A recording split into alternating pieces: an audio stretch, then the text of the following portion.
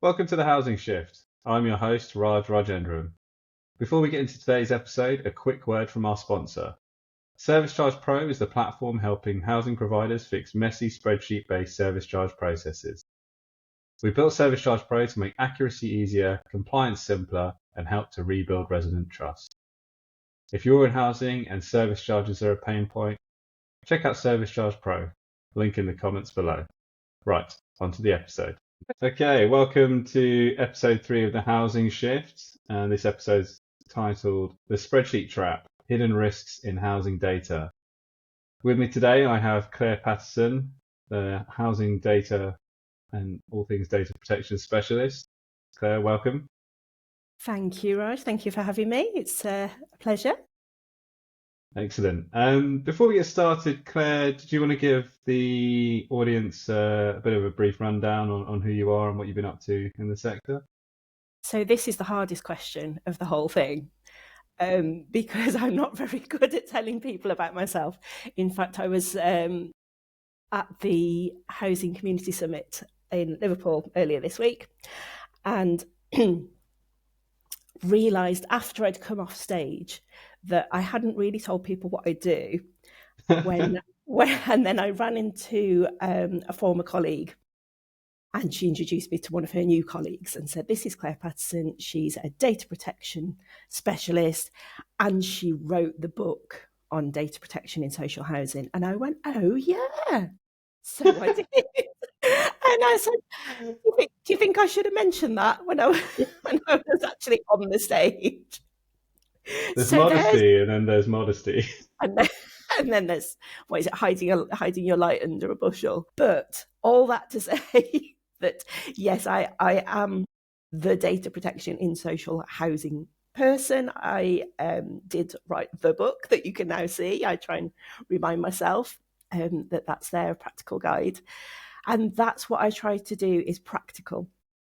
So I run CP Data Protection, which is about clear and practical data protection advice, but strategic level as well, not just the hands-on. We do the hands-on as well. We help you with all the very time-consuming stuff in data protection, but it's about the strategic level as well, because that's where there is a big gap in data protection in social housing, because it's really, really misunderstood. And I'm sure I'll talk more about that as we go on. But that's my sort of main mission, is to get what data protection is actually all about really understood in the sector, so that we can avoid the risks, but also embrace the benefits. Because I'm not all doom and gloom. It's not, it's not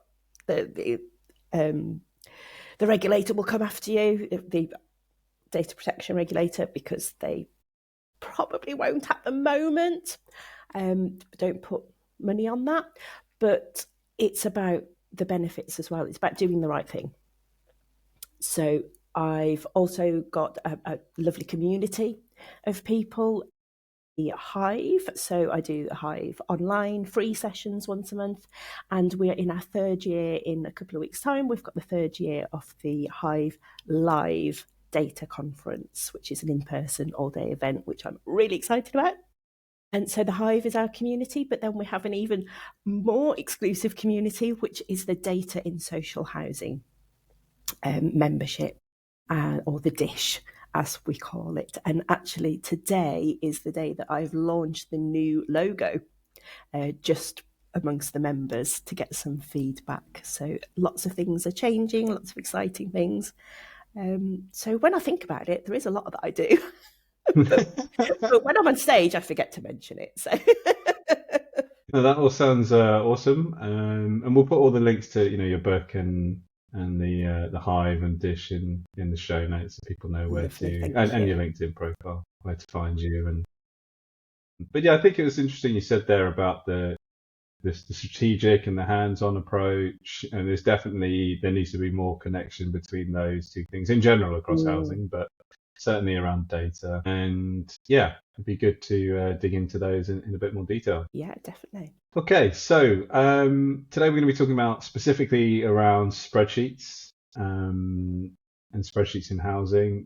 For the record here, I'm not anti spreadsheets. I do like a spreadsheet. My wife will tell you about the painful process whenever we go on holiday, where I fire up the new spreadsheet and she just rolls her eyes. But there's a time and a place for them. Yes, absolutely. But they're still so common across housing, and it just feels like as the business of housing gets more complex, more spreadsheets emerge. So why could you help us kind of understand a bit more about why is it still so common, and why is there a growing risk with spreadsheet usage in housing today? So 2 big questions there. Why is it everywhere? I can only go on my my own experience of I do love a spreadsheet as well. So I'm with you there. The holiday spreadsheet, the just keeping track of things, the anywhere that you need a list, spreadsheet is absolutely my first go-to. And I think there's a lot of us that do that. It is easy. It's everywhere. Everyone's got access to Excel. They might not have access to all the rest of the software that's available out there. And it is a really good tool for manipulating data. But I think that's where the risk lies as well. It's a little bit of we don't know what we don't know. So we all think we know how to use Excel. But actually, it's really easy to get it wrong as well. And if you're not aware of those risks and you kind of just go in there, especially if you're stressed and under pressure, which everybody is in housing, it is far too easy to end up with the data getting either kind of the traditional unaligned. So, you end up with half of a record here and the other half of it's down here, so it's misaligned. Or the other big one, which is where we get data breaches from quite a lot, that we've hidden or we think we've hidden columns or rows, or we've done a pivot table and we've gone, yeah, that's just data, that's just numbers, we can share that. And then it gets shared. And actually, of course, all the raw data is still there. The names, the addresses, the sensitive data is still all there. And so it's knowing a little bit. What do they say? A little bit of knowledge is a dangerous thing. So it's like we know enough to use Excel, but not enough of us know, and I include myself in this, that I'm learning all the time with Excel. I spend a huge amount of time on YouTube doing things like, how do I remove the the blank lines instead of going through one at a time. I know there's a formula, let's find out what it is. But if we don't know enough to know what we could be doing wrong, that's a risk. And we're all busy and rushing, and just the pressure is growing all the time. Thanks, Claire. We talked about some of the key risks there. If we're talking about using spreadsheets, as I've seen and you've seen, to manage, resident information, you touched on there, or even, financial, commercial information. What are some of the other biggest risks that get overlooked when people are using these, spreadsheets to hold and manage this information? So I think the biggest one that sort of in my area is thinking that because we've got the data, we can do what we want with it. And that's at an operational level, the day-to-day hands-on stuff, that it's in the spreadsheet. So I'm going to play with it. I'm going to do pivot tables. I'm going to do some analysis on it and see what I can find that's interesting. It's in the spreadsheet. It can't be a problem, right? And that happens at a strategic level as well in housing. And that is one of the things that I bang on about all the time, that just because we've got the data doesn't mean that we can do what we want with it lawfully. Especially, as you know, I'm especially keen about shouting about EDI, equality, diversity and inclusion, and the frustration of the fact that people go, right, we've got to improve our equality, diversity, inclusion. We'll start by asking everyone all their personal information, all their very, what to most people would be quite sensitive. Who do you pray to and who do you sleep with and all these kind of things. That's essentially what we're asking. And that's not the same thing. And then a lot of people will say to me, well, we've got to collect it anyway for core, the continuous recording returns for the government. So we've got to collect it. So we'll use it and we'll do some analysis on that. And they're two very different things. If we are collecting it for core, we give it to core and it should just go off into the ether, and that's not our data. If we also want to have it for our own uses, we've got to collect it for our own uses. We've got to let people know, well, we have to tell core, but we'd also like to have it for our own purposes. Will you answer the question for us as well? Or instead of, or, you know, or just core, or just some of them, or just core, some of them just us.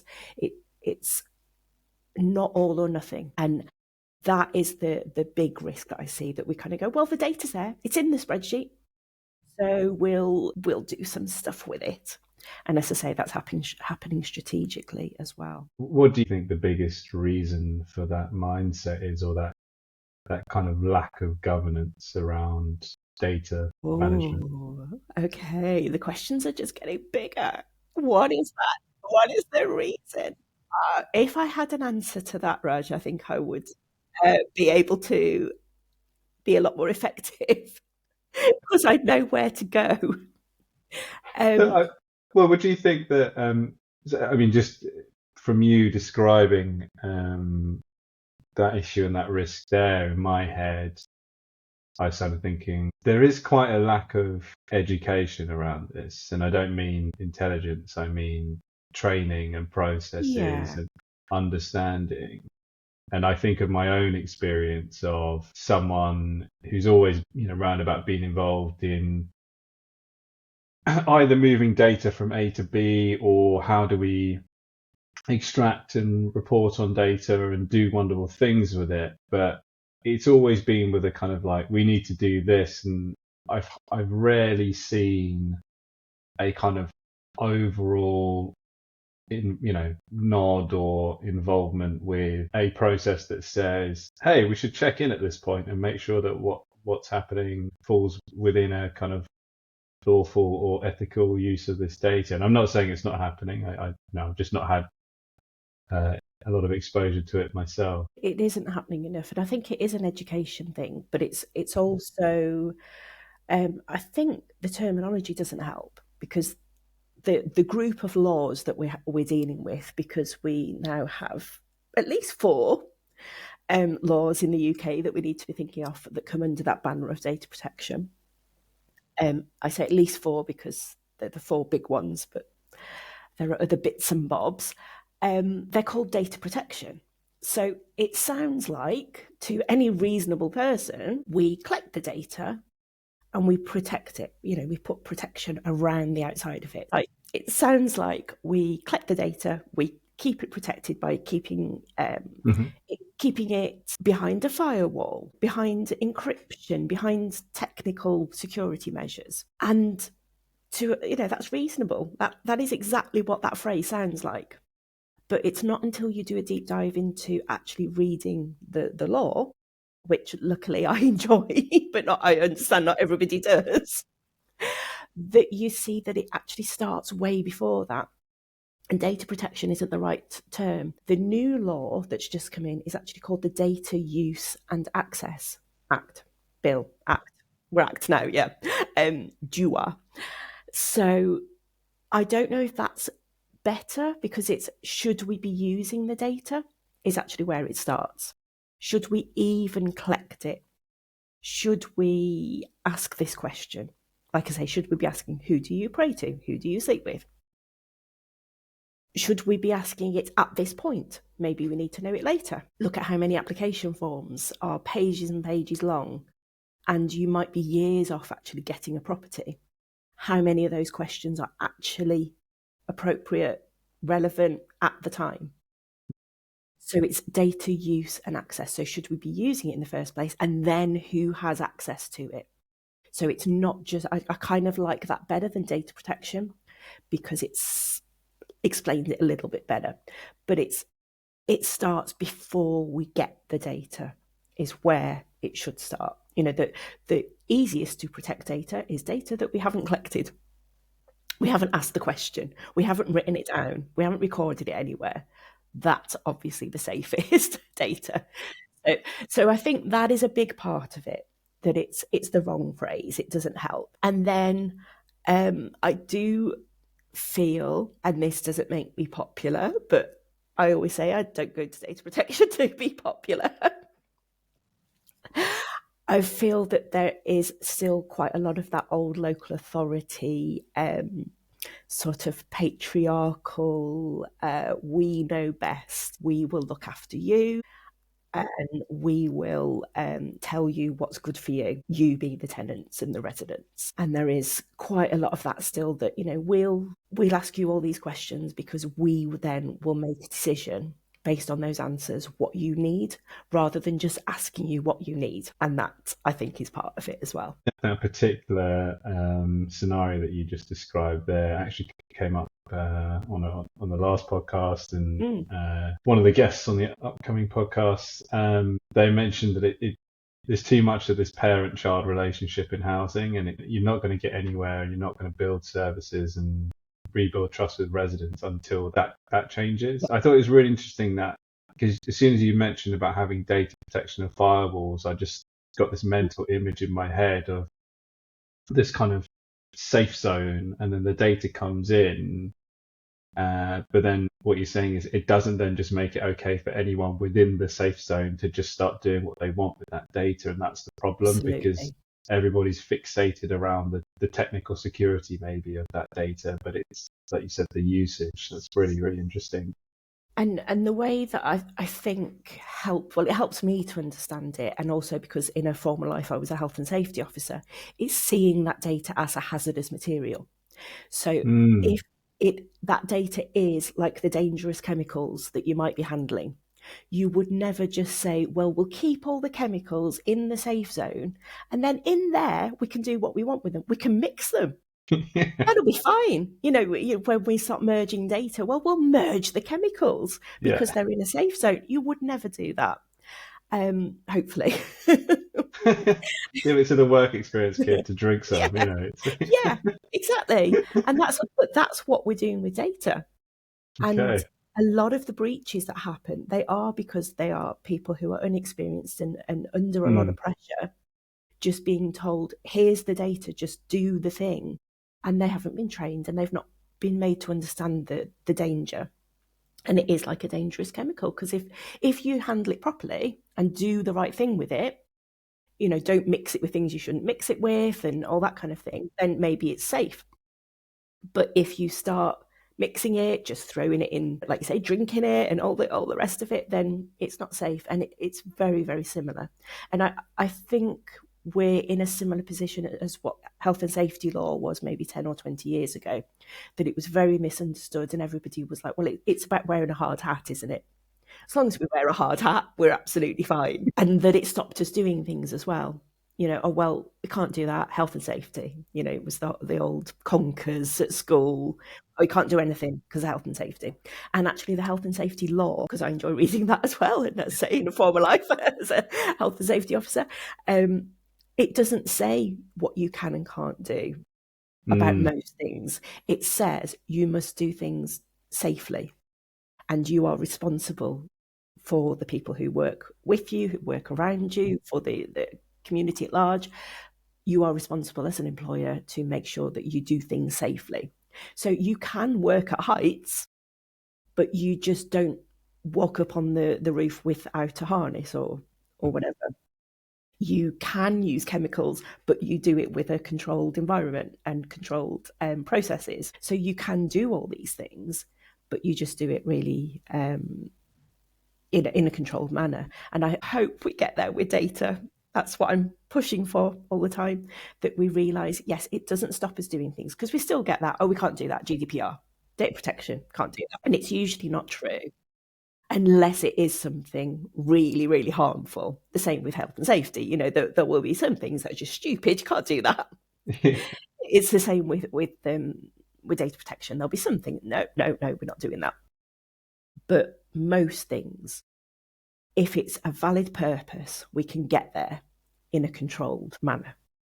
Which brings us back to the spreadsheets and the uncontrolled I was just thinking the same. I guess, tying back to your first question where we said why they're so widespread and just their flexibility and ease of use, it's like adding fuel to the fire, isn't it? If you've got this risk and then you've got this really easy, flexible way of materializing that risk. Yeah. That's Absolutely. It's a tool, isn't it? Excel, spreadsheets and everything else, they're a tool. And like any tool, they can be used for good or they can be damaging. A hammer is great when you've got a nail to hammer in, but if you need to do something a bit more delicate, a hammer's not. crack an egg, Yeah. Yeah. So, it's the right tool for the right job is what we're looking for. Okay, so there's a lot of talk in the sector about rebuilding trust with residents, and that goes across all the sector, all processes, all interactions with residents. This is probably an obvious question, but are these spreadsheet-driven, inherently data risky processes undermining that rebuilding of trust? Yes. Next question. Next question. Yes, it is definitely part of the picture. And a lot of it comes down to having to take a step back and look at what are we trying to achieve and what is the best route to that, again, from an operational level, but strategic as well. And what are we actually here for? What is our purpose? I bang on about purpose all the time, purpose first. And that gets lost a little bit, I think, in, say, strategy and operationally. I find, from my experience, and this is more operationally, I've seen it so that regardless of which area of housing I've been working with, it's in the queries. I find that when the resident's likely to have a touch point with their housing provider, and if somebody's trying to answer a query, the answer to which is hidden in a spreadsheet that another team has, or their colleague who left a couple of months ago prepared and they don't really understand it. And then, that creates this kind of confusion. That for me is something that really impacts on the trust that residents have. And if you send them the incorrect data, which unfortunately happens more often than we'd like, which is a risk in itself. And then once you've done that once, it's really hard to then rebuild trust. And that's going to probably get more as we have the introduction of stairs, that we're going to be asked more questions where the answers might live in spreadsheets that we haven't got joined up thinking on, we haven't got a joined up approach to how we record that data, or even, where it's stored. Like you say, somebody's left and it was in a folder, in a folder, in a folder. Where is it now? And that comes back to the Housing Ombudsman's Spotlight report on knowledge and information management. And how do we know where the right information is and how do we get to it? That all needs governance. And I know it's not exciting. I know it's quite dull to put governance in place, but the outcome is well worth it. Maybe we could just put AI in front of the word governance and it might seem a little more cool. Absolutely. Yeah, put AI in front of everything and it definitely is more interesting.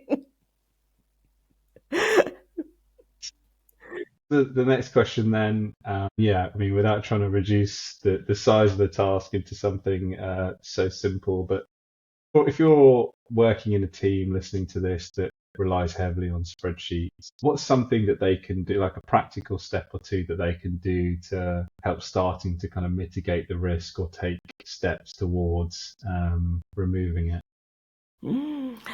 So, part of it is about knowing what you're doing and why you're doing it, but also how it could go wrong. So a little bit more understanding about Excel and its risks.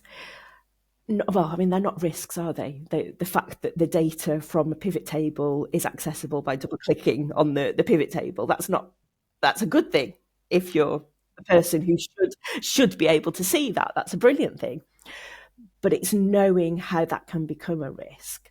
So I think my one my one mantra would be take nothing for granted. So I don't mean to make everybody paranoid, but things like going, oh well, I've hidden that, so that's fine, or that's in the data spreadsheet, so it's fine, I can do what I want with it. It's just taking nothing for granted and double checking, once I've hidden it, can someone else see it again? Yeah, I think that would be my main thing, which I know is a fine line between becoming paranoid and double checking everything all the time. But it's that a little bit of healthy skepticism. In fact, I wrote about it yesterday on LinkedIn, that it's, you don't need to know exactly what the risks are, but you need to know enough to know they're there, or the hazards. So for the first time in my life, I've recently got a car that's got the reversing camera and the sensors and everything, but they seem to be a little bit sensitive. So sometimes it beeps when I think there's nothing there, and I'm pretty sure there's nothing there. And then other times it's saying you can keep going back, and I'm like, really? Can I? Can I really? So I'm not quite sure if I can trust it. So if it is a really, tight, awkward reversing, because I'm not a good reverser, I want a person to guide me in. I know enough to know there could be a bollard sticking out or a stone underneath that hedge, or I know enough to know there could be something there. Or if it's a busy place, I know enough to know that there could be a child could run past quickly. So I want someone who knows more, who can see more because they're standing outside the car. I want to guide me in. So it's that level of just knowing that you don't know everything, and knowing that there could be something that could go wrong, or that could be a hazard. That's really really interesting, because as you said, expecting everybody who works in housing to fully understand the laws and the risks, in detail, isn't realistic. But understanding yourself, understanding your surroundings, online and in the office, and just having those structures in place to support people, say, almost like a buddy system, I guess. Hey, you're going to do this with the spreadsheet, just check in with so and so. They can just give you a quick 30-second review as to whether you're doing the right thing or not. Quite often I find with myself that if I do speak something out loud to say to someone, is this right? As I'm saying it, I'll realise, oh no, it's not, because it's just that little bit of distance. And you kind of go, oh yeah, that's not right. Or, am I reading this right? No, I'm not. Or I am, because I'm just saying it out loud. But the other thing I think we need more of, and again, I don't know why we don't seem keen on this in housing, is clear processes that are written down, that go step by step, and build in, or bake in, I like to say, because baking, so it's always good, isn't it? Sounds more tasty. Yeah. Yeah. That bake in what we can and can't do with the data. So at the moment, we have loads of processes or policies that say, how to handle a query about whatever, or a complaint, or ASB, and it'll say at the bottom, do this in accordance with the data protection policy, which is as much use as sending somebody to work on a building site and say, go and fix that roof, and do it in accordance with the health and safety policy, because both laws, and therefore both policies, are principles based. So they say, do it safely, but how you actually do that doing safely has to be worked out and has to be applied. So it needs to say, this is how you use this tool, this report, this set of data, how you answer this query. This is the equivalent of, this is how you go up onto a roof and fix a tile safely. You don't separate the fixing the roof from the working at height controls. The two to go together, because they absolutely go together in real life. And I think we need that more in housing as well. That at the moment we separate this is how you respond to this query or do this whatever, and we just go, oh yeah, in accordance with data protection, but it doesn't mean anything. Yeah, it does make it feel more like abstract, doesn't it? Just you see these kind of sweeping sentences and instructions like that. Okay, so Claire, final question. The tradition we have on the podcast is give each guest a magic wand and Brilliant. say, okay, not for life, just for this particular subject in housing. But yeah, if you had your magic wand and you could remove or do one thing around these risks around spreadsheets and data and housing, what would you do and why? I would actually take it away from the spreadsheets, take the focus of my magic away from the spreadsheets, because I think they're a symptom, and go up to the strategic level. And I would wave my magic wand and get every senior leader in housing to get what data protection is actually all about, that it's not about collecting data then protecting it. It's about, should we have it in the first place, and should we use it in this way? And when I say should, that should is based on lawfulness. Is it lawful to do that? And is it fair? And fairness is actually built into the GDPR. It is the first principle, is that data use should be lawful and fair. And is it fair if we are, making decisions about people that affect them poorly? No. Is it fair if we are being that patronising kind of, feature in their lives? Then no. And that's where I would focus. I would want every senior leader to wake up tomorrow morning going, oh, I get it now. And that will impact everything all the way through the whole of the housing processes. That's a great effective use of the wand. So I think at next year's Housing Community Summit, we're going to have a seminar where we invite all of these leaders there, and we figure out how you can get that message across to them, hypnotize them, maybe, I don't know. Yeah, maybe. Brilliant. Claire, thank you so much for coming along today and speaking to us. Really enjoyable having you on. Thank you for having me, Raj. It was really fun.